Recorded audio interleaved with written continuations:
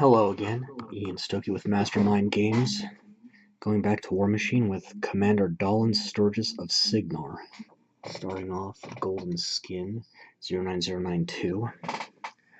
So, several years ago, Privateer Press was trying to make a Warmachine video game, starting out as an action game, and that basically got tangled up in development hell and never really saw the light of day. But they eventually did do a successfully funded Kickstarter to do a turn-based strategy game called Warmachine Tactics. And Commander Sturgis here is a character that was created specifically for that game, and he received a model and rules for the actual tabletop game like all the other characters. He is the... Okay, so... on to the next part already, so...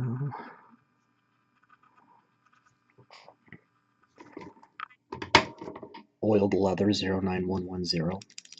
He is the senior warcaster that Lieutenant Allison Jakes, the protagonist of the Cygnar campaign for that game, studied under when she did her journeyman tour.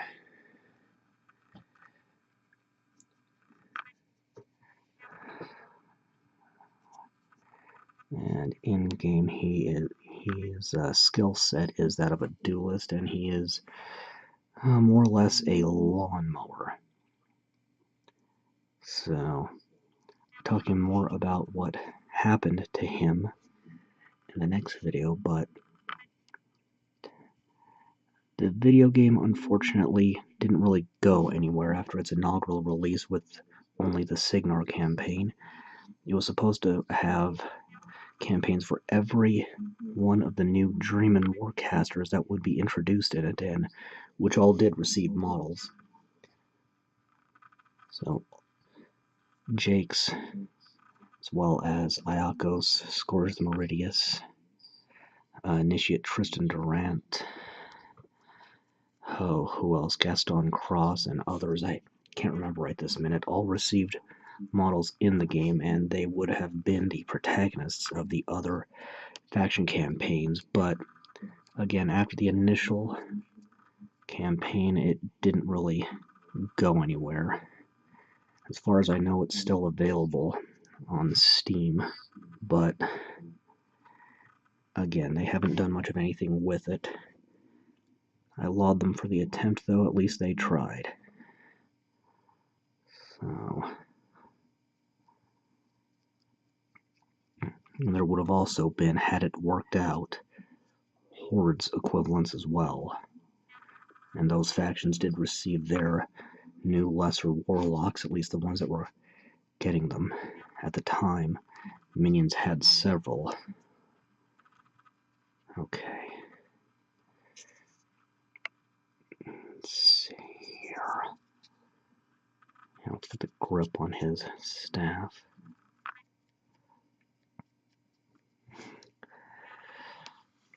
But Kickstarter backers were able to get exclusive sculpts for these characters. This is the general release sculpt. I didn't have the money to back it, but we could call that one a mediocre success. They delivered what they promised on. They just weren't able to do the follow-through they had planned. I think I can go ahead and do his hair, which is going to be Shield Brown 09161. Now, to get a bit more on this whole journeyman thing, in Warmachine, journeyman warcasters are warcasters in training who've done their academy teaching and are going into the field for actual experience. So, all of the factions now have a character journeyman warcaster. Cygnar's got now more than one non-character in addition to Jake's one. And of course, as I just said, Jake's 2 has her. full Warcaster version in there in the tabletop game as well, but Sturgis was on a mission to investigate a relic of great interest to Crix, actually. And that is where the story starts. You might think, well, there's certainly some parallels between this and the whole Jedi Padawan thing. Warcasters will generally take on multiple journeymen at one time, try to teach them as many of the ropes as possible to get them to combat ready as quickly as possible. And I'm starting to ramble a bit. I need to let paint dry, so let's just stop here and make that happen. Alright. Ultramarine Blue, this is a Army Painter paint, because the Reaper brand for this color has been difficult to find for a while. Actually, no, not just yet. Getting ahead of myself. Terran Khaki 09122. Getting a bit ahead of myself.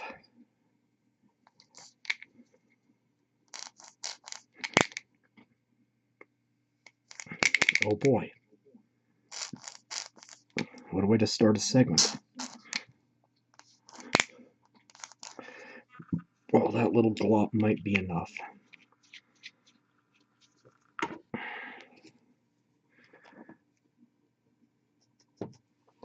Regardless, this is just going on this sort of cloth on the front.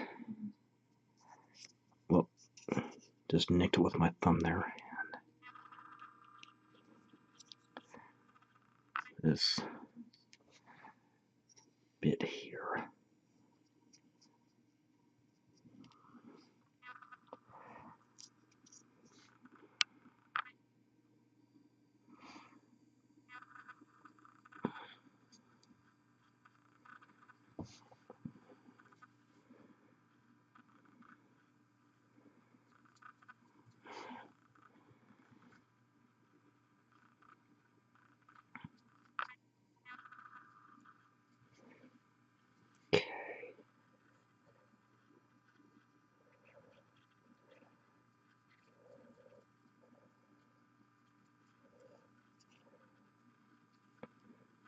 Okay, let's work on some weapons here.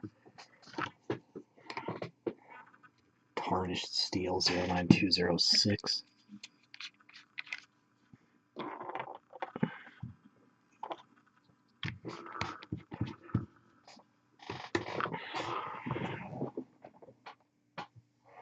We've got the hand cannon and his blades.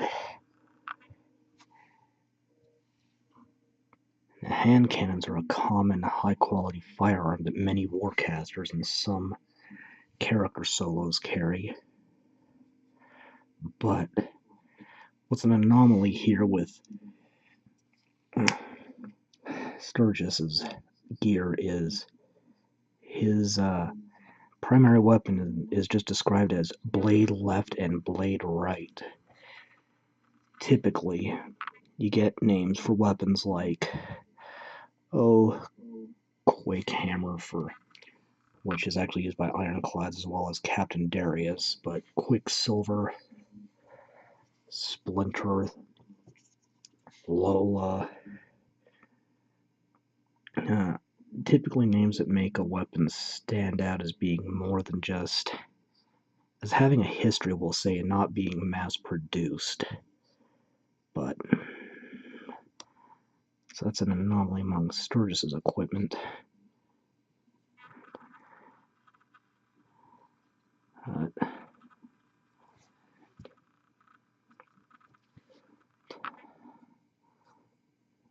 And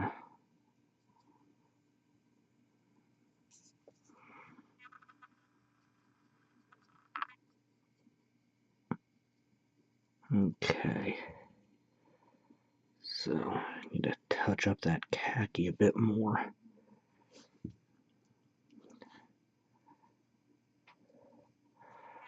Let's see here. Let's go ahead and redo this shirt sticking out. Might be some armor there too, but Sturgis's fairly lightly armored for as far as warcasters go. His focus is on mobility and defense more so than just soaking up hits. But that said, he is respectably armored, we'll say. Now let's see here. That's pretty good.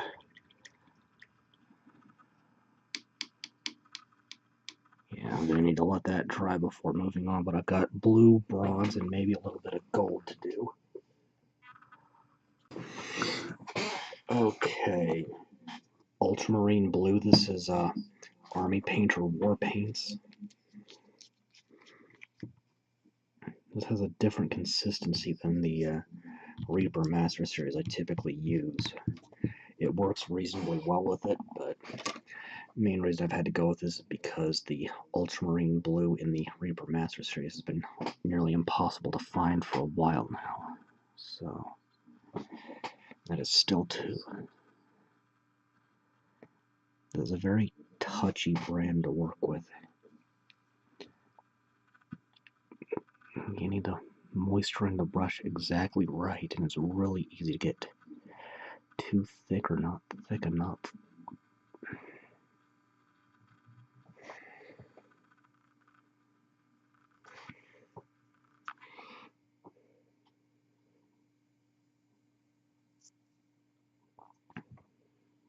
I am deliberately leaving the top of that clear for now. It's going to be a different color when I'm done.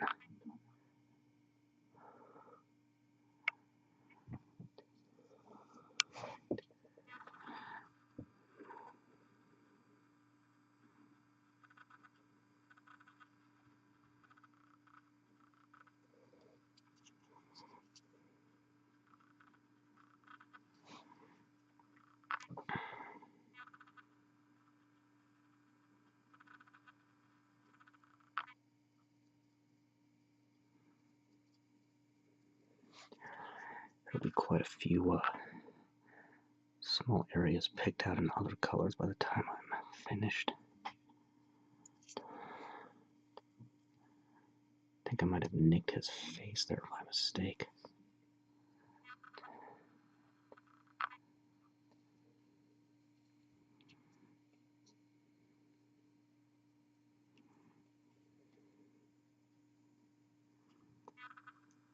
His smokestack has so many little details. I'm having a few difficulties figuring out what area, excuse me, what area I want to be what color.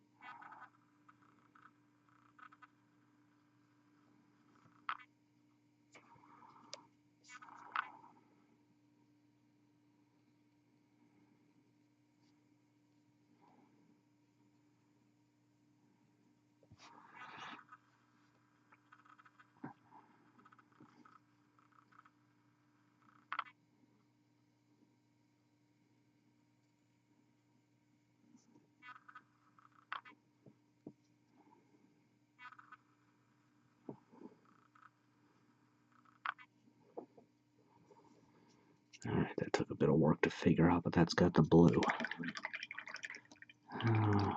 One or two more colors left, and it's on to shading. That blue's going to have to dry first, though. Last base coat, Old Bronze 09197. So yeah, I'm going to call it good at this for base coats.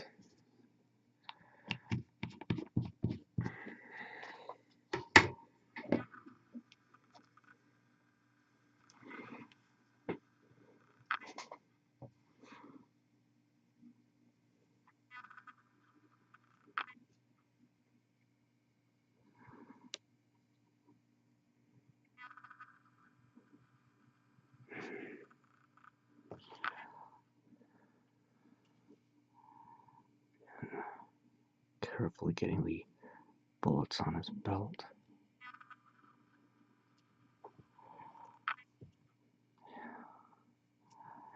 on the technology of the Iron Kingdoms.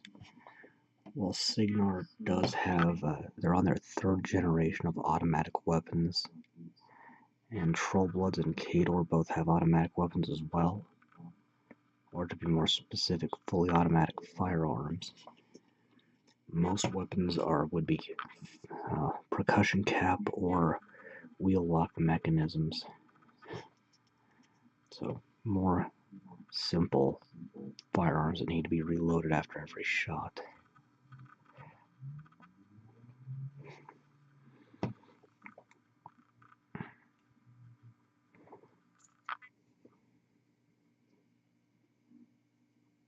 But again, this is a world with magic in it, so many weapons, especially those wielded by warcasters, are magically modified, not only to accommodate, or not only to be able to channel their wielder's magical power through them, but also to have other special effects. I'm starting to go between talking too much and not talking enough.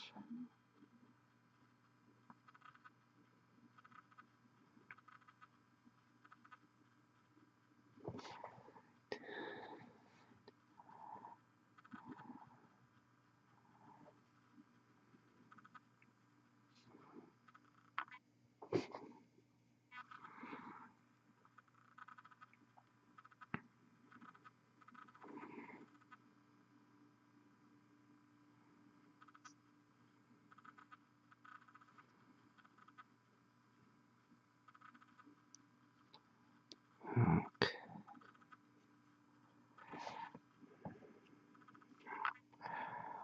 Now, let's call that base coats, I think. Looks pretty good. So, I'm going to let this dry and move on a bit to start shading. Oh boy, that got really out of focus really badly. I think I get this fixed. It gets worse. Okay. Ultramarine Shadow 09187. Yeah, 09187. I think I'm just holding these models too close to the camera.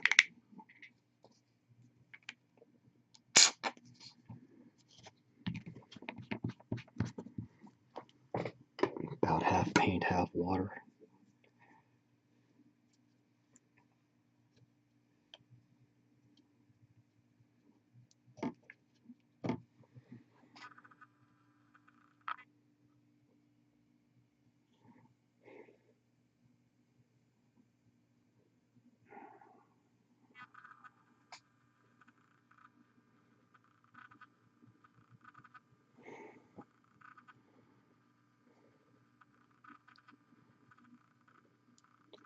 Just letting the paint flow and getting into the recesses, starting on the highest areas of the model, going to the lowest.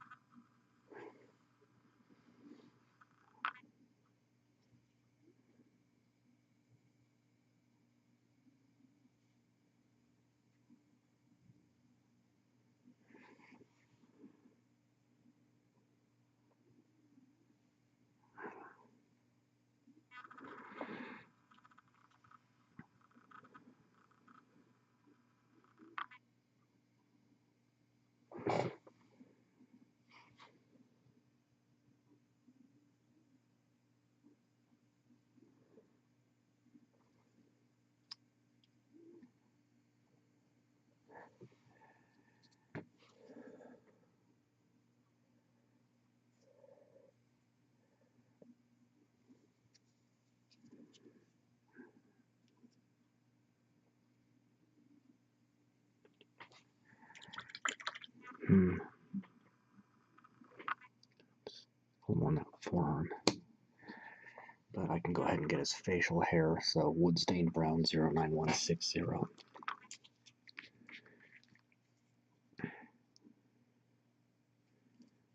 Tiny dot will be plenty.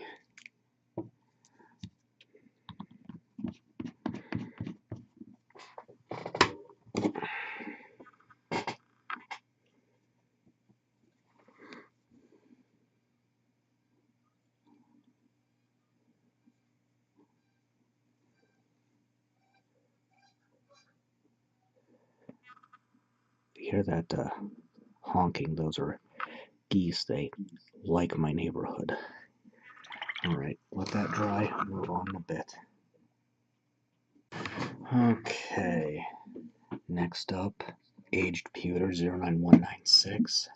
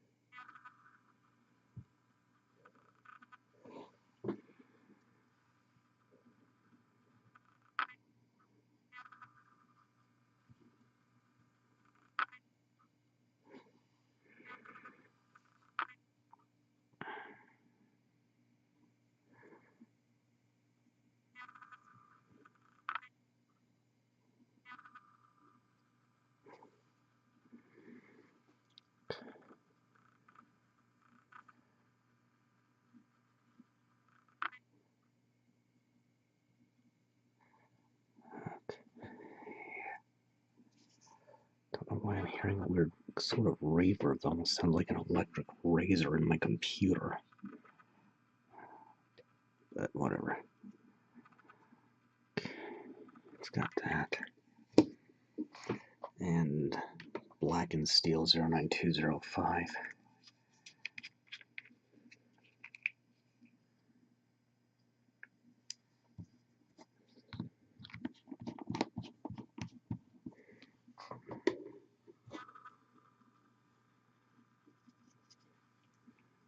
Get about half paint, half water.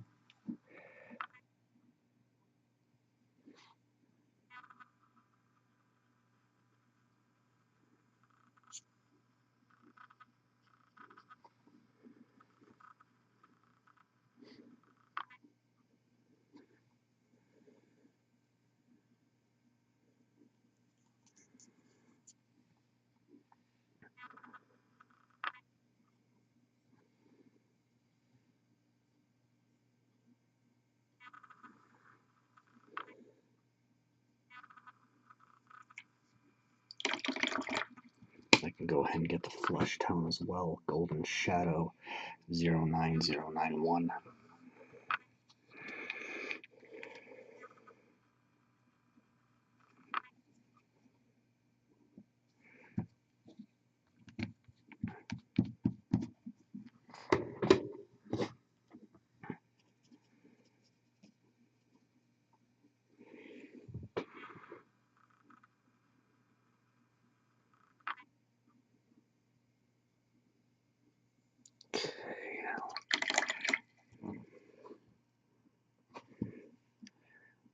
Some of that with the brush itself.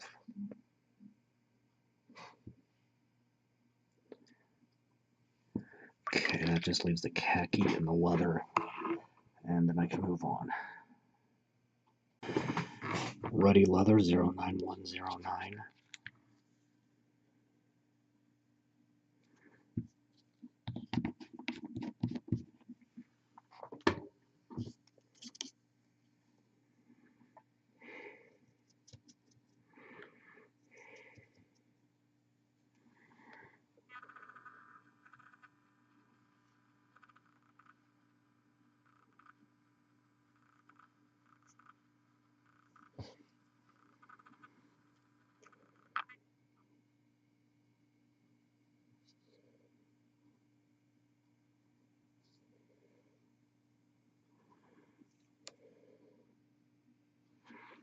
Some of the last letter isn't completely dry, but at least I can say it's dry enough to work with.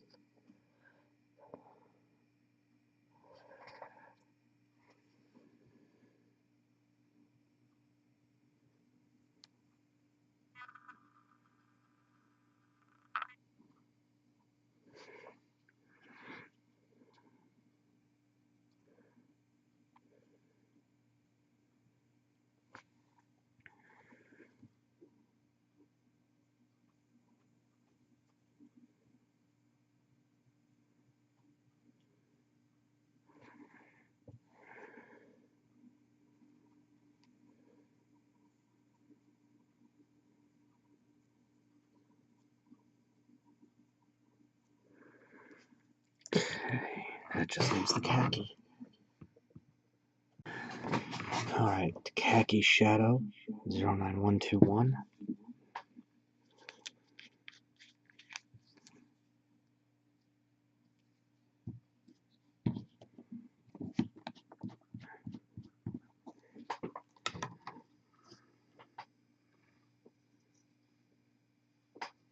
Okay, so I nicked the blue. I'm just gonna use a little straight paint to cover that up. Or nicked that with the blue. I'm slaughtering the English language, it seems.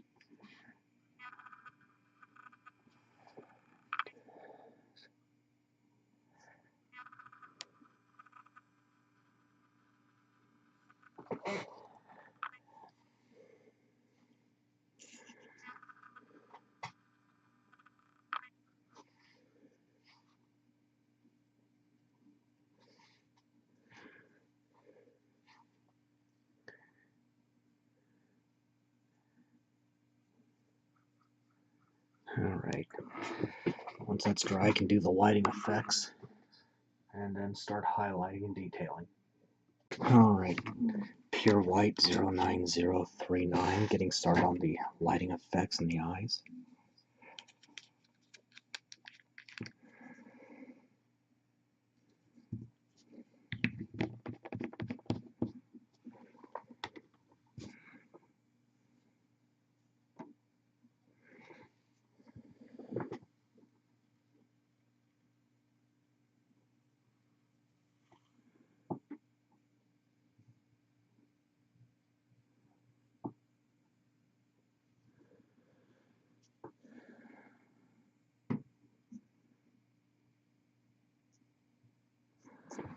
It's kind of funny, I thought I saw some. Ah, there we go. I know I saw some obvious places where lighting effects should go.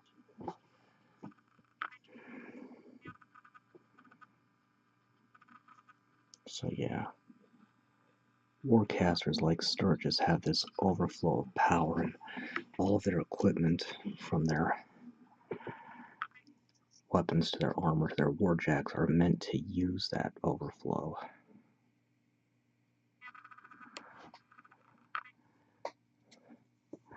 Kind of like comparing a normal wizard to a warcaster is like comparing a normal flashlight to a movie studio floodlight that turns night into day. I think just use the same word twice there, but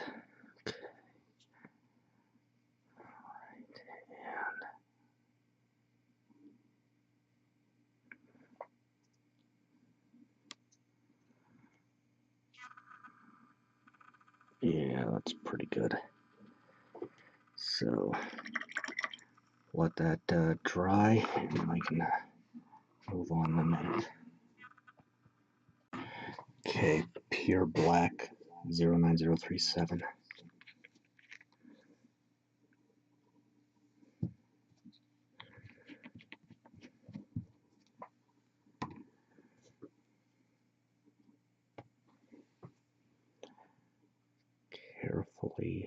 Carefully dotting in pupils there.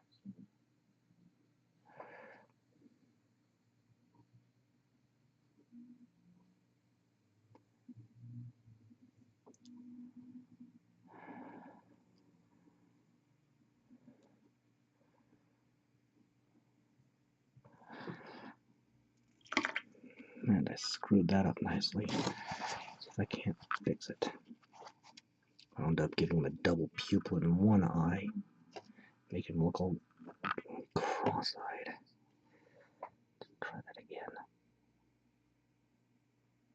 It's a little better. This gun barrel. Now Sky Blue 09018.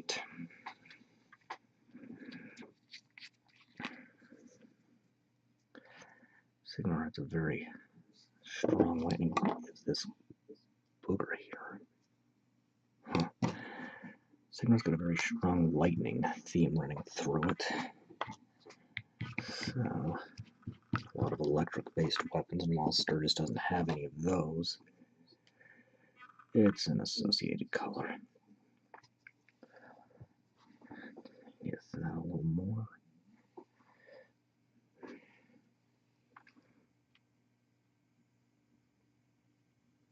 So one of the aspects of the armor warcaster is what is called a power field, basically force field. So some of their damage buffs are considered to be part of the power field, and they can spend focus to overboost it to temporarily increase their armor, which is currently reflected by the ability to spend focus to reduce damage when hit. It's not working too well. Let's blot out some of this and try it again. Back over here. I'm taking that black again because I forgot to hit the smokestacks. These are steam-powered suits of armor. And then I'm going to also do the holster for his hand cannon. I'm going to start highlighting in a minute, but before that I'm going to take Ultramarine Blue again. That's the Warpainter one with no numbers, and get the arc started. Warmachine again relies on a front arc to determine where you can attack through, and hits in your back. Well, enemies get an advantage if they're hitting you in the back, typically in the terms of an attack bonus, but some enemies have other abilities that give them additional damage when hitting the back. Okay. Once that's dry, I can highlight and finish up. Okay, this is getting kind of funny here. Golden highlight. Oh boy. Golden highlight 09093. This camera keeps focusing on my hand and not the model. I have to figure out how to do something about that.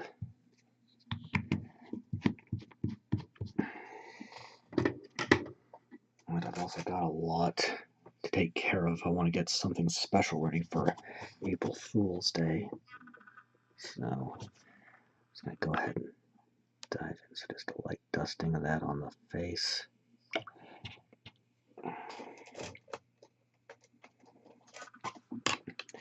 And then Driftwood Brown 09162. Yeah. There's been some odd things going on in my neighborhood today, so I'm just a little bit paranoid right now.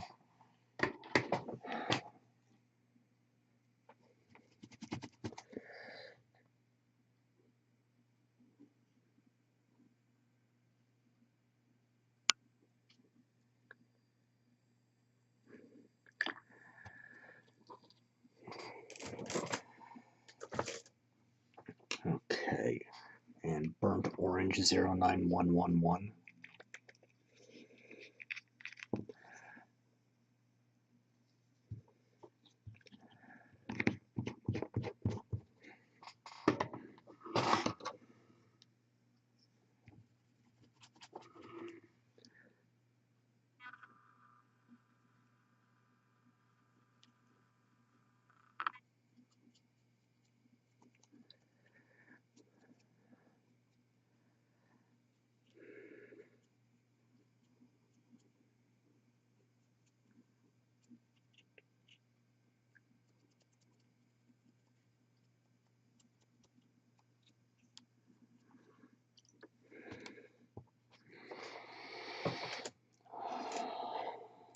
Let's try to find some brushes that are still dry.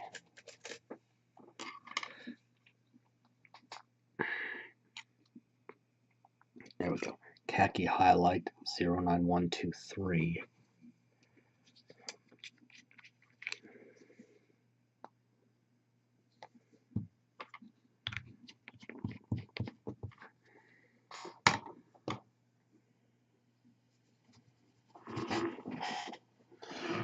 That is really... Alright, let's try bringing that closer. See if I can... Well, that works a little bit. Not ideally, but figuring out how to fix this blurry problem I've been having is going to take quite a bit of work, I think.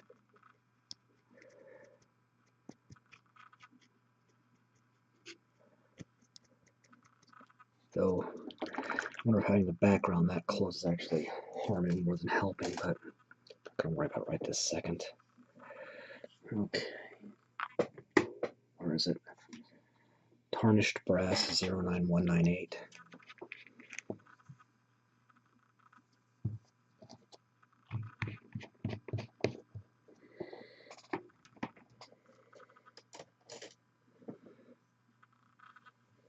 Again, rubbing most of the paint out on a paper towel I have on hand for just this purpose.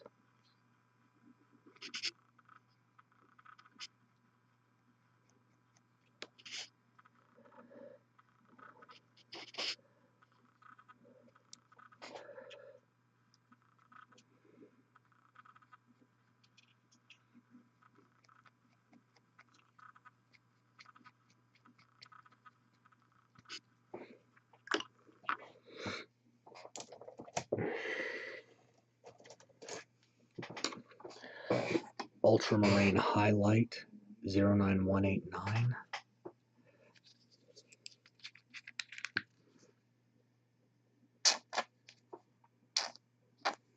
That might be enough to get the job done.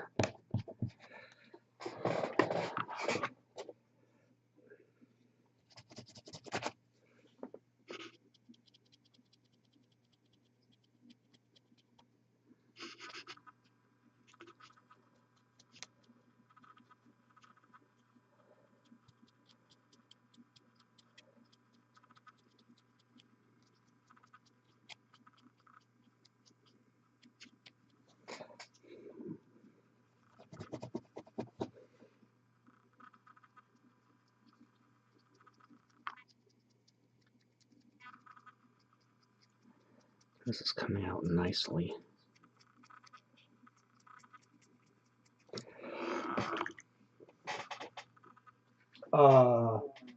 Okay, what's going on here? Test? Test? What in the wide world of sports is going on here? Alright. Okay. That was weird. Suddenly my system started dropping hundreds of frames over the course of a few seconds. True Silver 09207. Yeah, I'm wondering if there's some kind of system problem. As opposed to, well, actually it might be both a combination of things I'm doing in these videos and system problems, but something funny's going on here.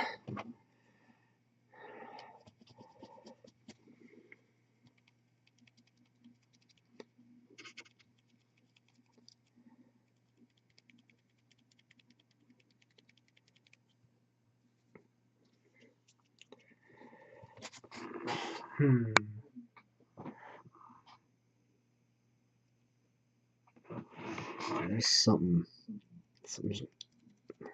funny's going on here.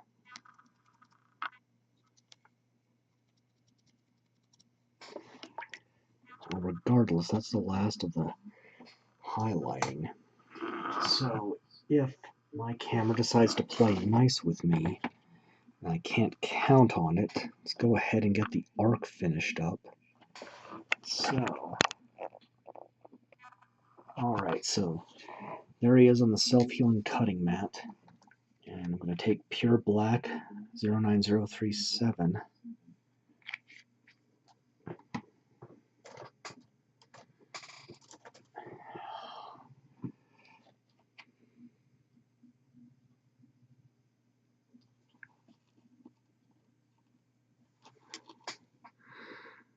Just going to take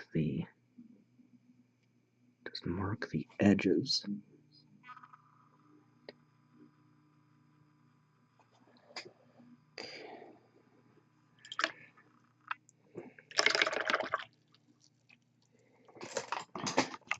Man, my brush just disappeared into the void. Maybe I need to try a background that isn't neutral. Well, in any case, I'm switching over to a flathead brush. I'm just going to backfill the arc with the pure black now.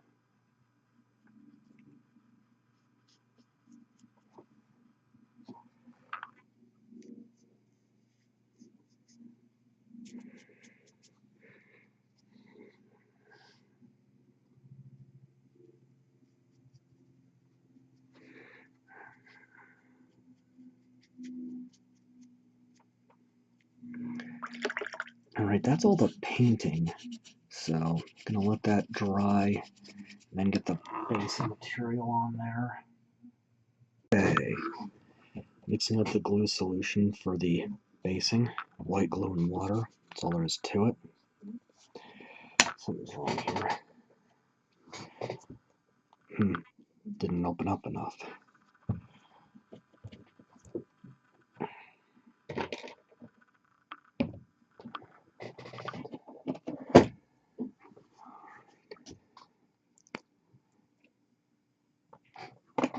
Sacrificial brush. Where's my bad one? There's my bad one. Just want it to look as smooth as possible. Just paint around the feet of the model. This particular style of base gives a little warp.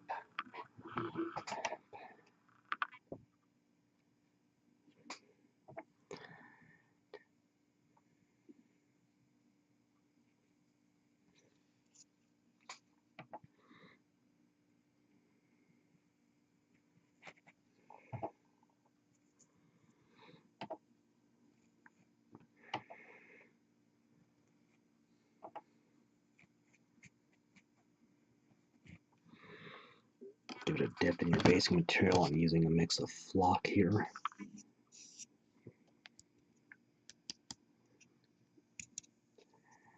And taking a spare brush that is dry, just going to push the excess away from the feet.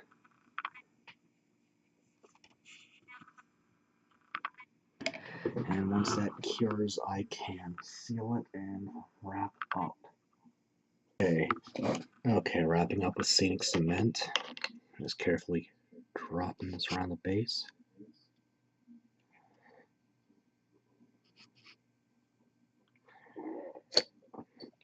And that's it. Commander Dalin Sturgis from Cygnar. Next time, continuous story, and I'm going to have to try to figure out how to rework this setup as much as I can and fix some of these focus problems. But until next time, I am Ian Stuckey with Mastermind Games, signing out.